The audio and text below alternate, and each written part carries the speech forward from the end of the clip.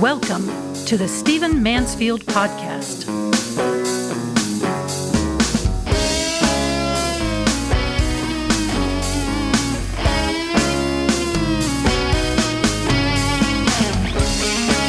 Well, welcome to the Stephen Mansfield Podcast. Great to have you with me here on the podcast where we look at our current events through the lens of character and history and faith and leadership. This podcast is going to be a little bit different. I imagine given the timing of this, people would expect that I'm going to talk about the Trump trials, or I'm going to talk about Gaza, or I'm going to talk about Ukraine.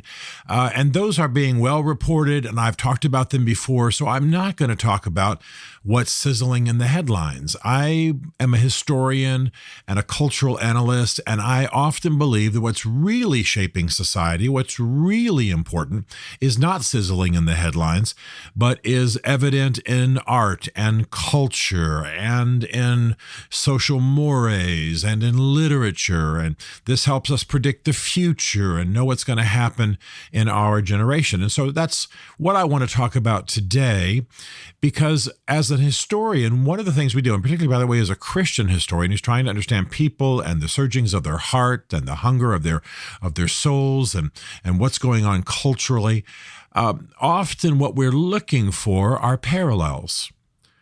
It was Mark Twain who said, history doesn't repeat itself, but it does rhyme.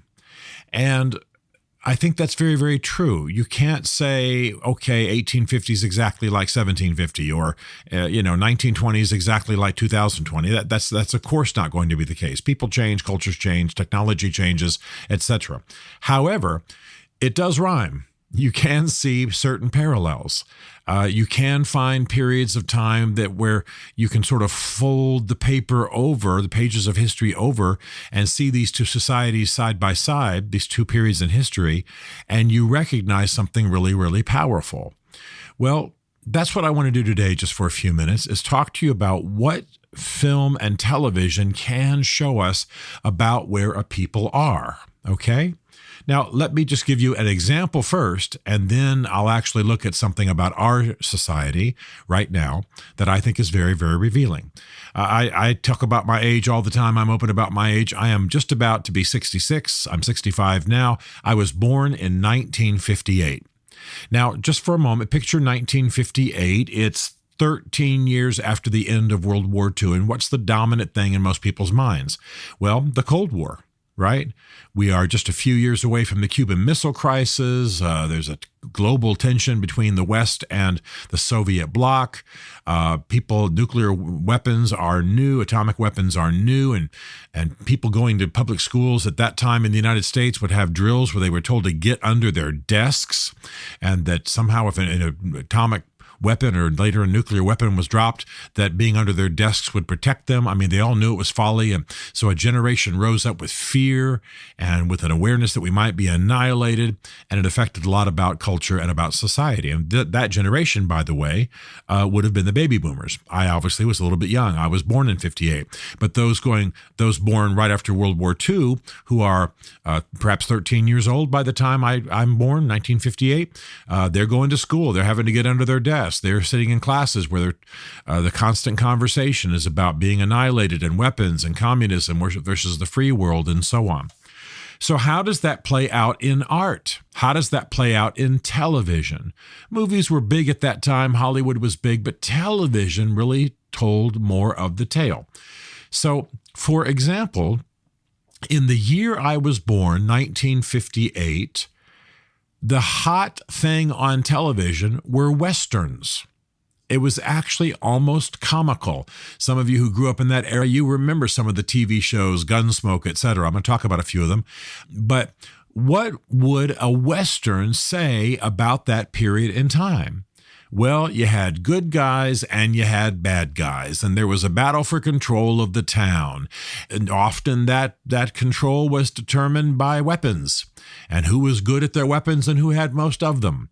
And the bad guys were always disgusting and wanted to destroy society and rape the women and just burn down the town and steal things, etc. And the good guys were always good family men, and they wanted to build the town, and they had healthy young children, etc. It was the way America was seeing itself. By the way, I'm not saying it's wrong. I'm just saying that this is how America saw itself. So in the year in which I was born, 1958, 8 of the top 10 television shows were Westerns. Can you believe it? That would never work today. We are too hungry for diverse genres, and we would never have one type, one genre, one theme, one historical period dominate so much of our television watching.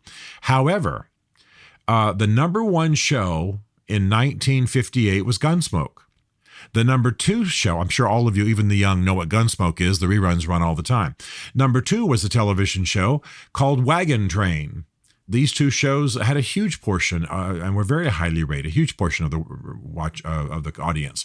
Number 3 was Have Gun, Will Travel. Some of you won't remember this. Some of you older ones will. This is before my time, obviously, but I do remember seeing reruns years and years later. Number 4 was The Rifleman. Okay. Now, number 5 was The Danny Thomas Show, which was a comedy. That was a break from the norm. But number 6 was Maverick. Number 7 was Tales of Wells Fargo. Number 8 was The Real McCoys. Again, kind of a situational comedy. Number 9 was I've Got a Secret. And number 10 was The Life and Legend of Wyatt Earp. So, as I say, 8 of the top 10 television shows in 1958 were Westerns. And it's almost comical to go back. I'm not picking on that era, but it's almost comical to go back and to look at the Westerns and how much they were a theme and how much they grew out of the thinking and the fears of the time, the global situation, and how much, of course, it affected marketing. I mean, if you were a baby boomer boy in, let's take my example. Let's say you're born in 45. That's the classic baby boomer, 45, 46. And by the time of 1958, you are 12 or 13, well, you almost certainly had toy guns, a toy cowboy hat. You may have worn semi-toy cowboy boots. You may have had even a Daniel Boone raccoon hat, because Daniel Boone was another show that was about to be very popular, again, about the frontier. Again, kind of a Western, only set in the American colonial period, because that's, of course, when Daniel Boone lived. So it affected marketing, it affected thinking, it affected the way kids played. Every kid wanted a BB gun. Why? Every male anyway, because he's watching that on television. And so this deeply affected our society, and it also reflected our society. That's one of the things cultural historians, cultural analysts do, is they ask, what does the top, for example, today, what would the top 20 books on the New York Times bestseller list reflect about our society? What would the fiction list reflect? What would the hobbies list reflect? In other words, everything, culture, let's say it this way, culture is really the codification, the representation of a value system. When you look at what people are reading, when you look at how people are talking, when you look at what they're watching in entertainment, when you're looking at what they value, this is absolutely a representation. In other words, another way to say it, a scholar once said that culture is religion externalized.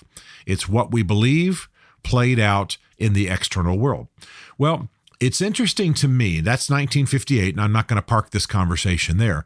It's interesting to me that we actually can see much of the same thing today. I believe that you can actually parallel, again, it only rhymes, it's not an exact representation, but parallel the 1930s, 40s era, maybe 50s, with today. I believe there are a lot of similarities.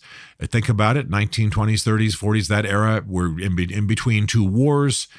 There's economic difficulty. There's racial tension. There are a lot of parallels between the two eras. And I think it's very interesting that many commentators refer back to the 1930s. Many commentators, especially on the left in American society, believe that we're in kind of a pre-fascist, pre-Nazi era symbolized by Trump. Well, that makes them think of the 1930s in Germany. And so you go back and you look at the literature and you look at the values and you look at what was of influence. You look at that religion externalized, which is culture. Okay, enough of the academic.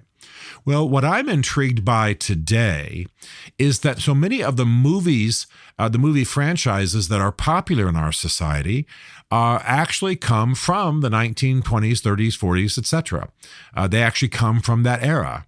So I believe that you can see when I list what these movie franchises are and when they actually originate, I think you're not only going to see parallels with that time, but you're also going to come to a conclusion. I'll tell you what it is right now. The conclusion is that people are hungry for heroes. In difficult times, in challenging times, in tumultuous times, people are looking for heroes. And man, do the major movie franchises of our society show that.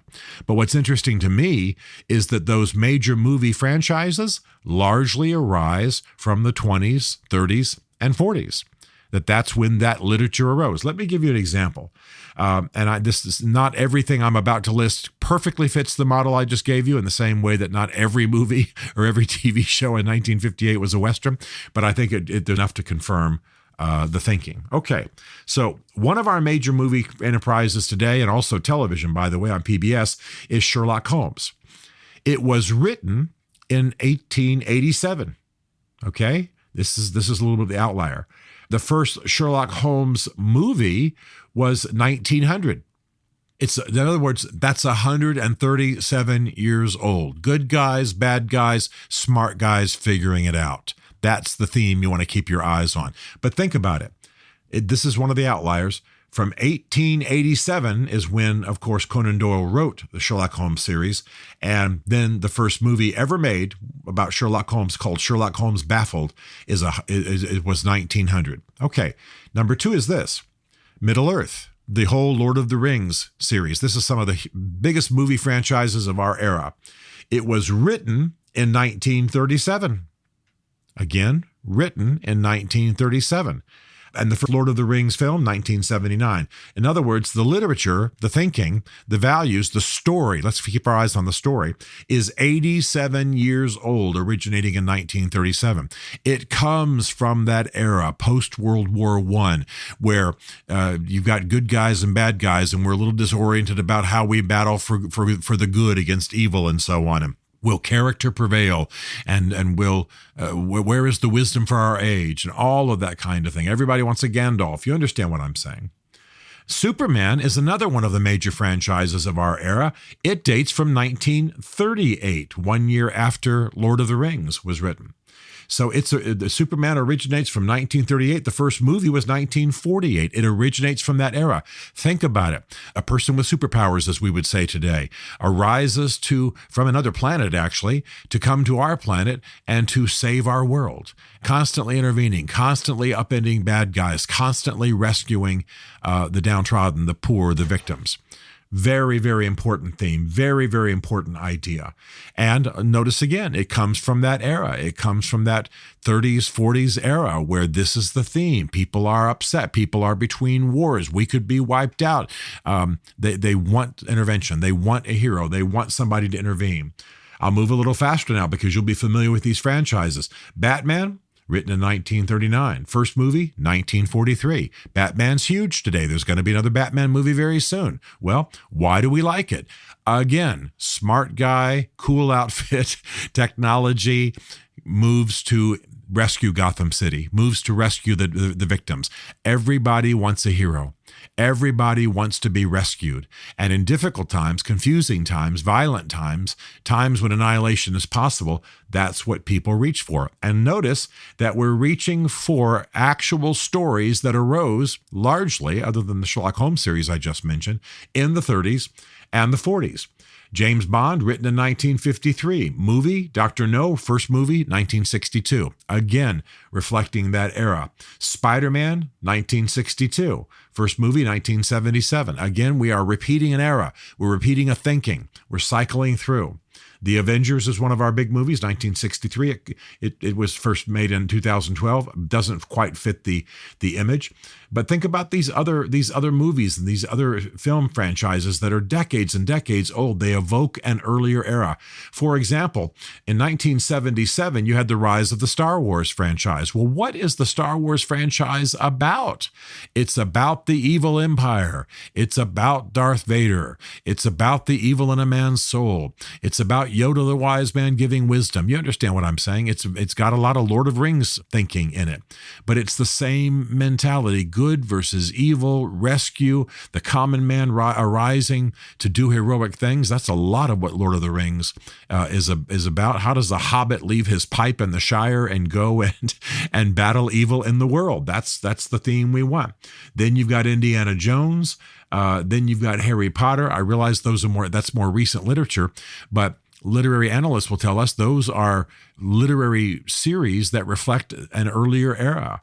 Good versus evil, supernaturally empowered to battle evil, the common man arising to do good. Harry Potter's all about that. So I want you to understand, start looking at the arts in our times as reflective of the values, the hopes, the aspirations of people. And I find it fascinating that a huge number of the major movie franchises in our era are actually from an era which I believe is an echo of ours. It rhymes with ours, and that's the interwar period from 1918, when World War I ended, to 1941, when World War II began, at least for Americans. It had begun for Europeans earlier.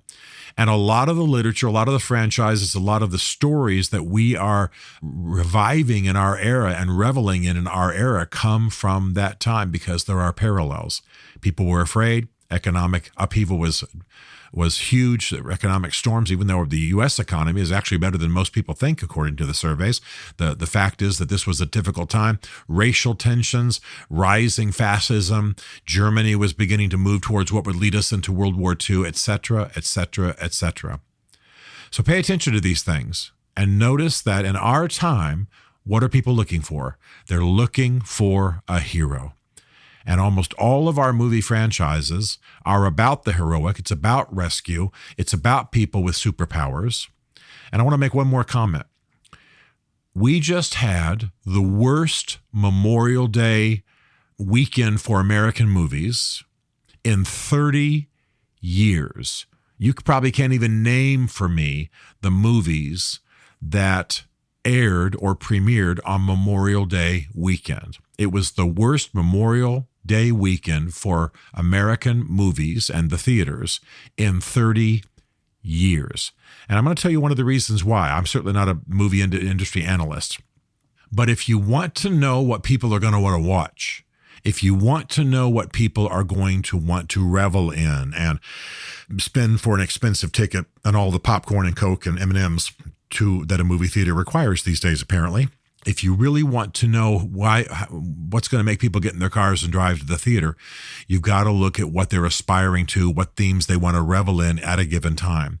They want heroes. They want people with superpowers. They want people with powers beyond the natural to do good in the world and rescue them from their situation.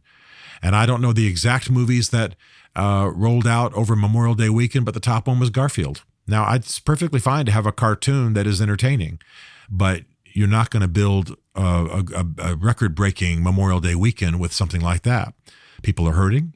People are afraid. People are watching war in the world. People are dealing with economic upheaval. Even again, though, like I say, the economy, at least in the U.S., is much, much better than they think. There's violence on the streets. There's the feeling of rising fascism. There's a disappointment with their leaders, as there was, by the way, in the 20s and 30s.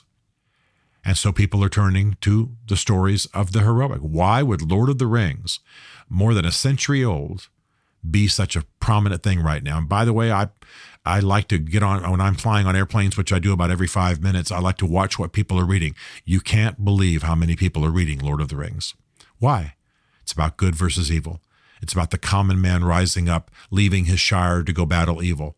It's about a wise man advising people. It's about living in a strange and fearful world, but doing it with courage and with character. Pay attention to these things. They're valuable.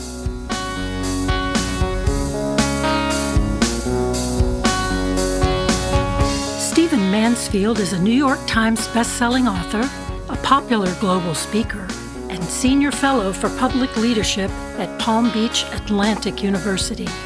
His groundbreaking books on faith and society include The Faith of George W. Bush, The Search for God in Guinness, Mansfield's Book of Manly Men, and Lincoln's Battle with God. Learn more at stephenmansfield.tv.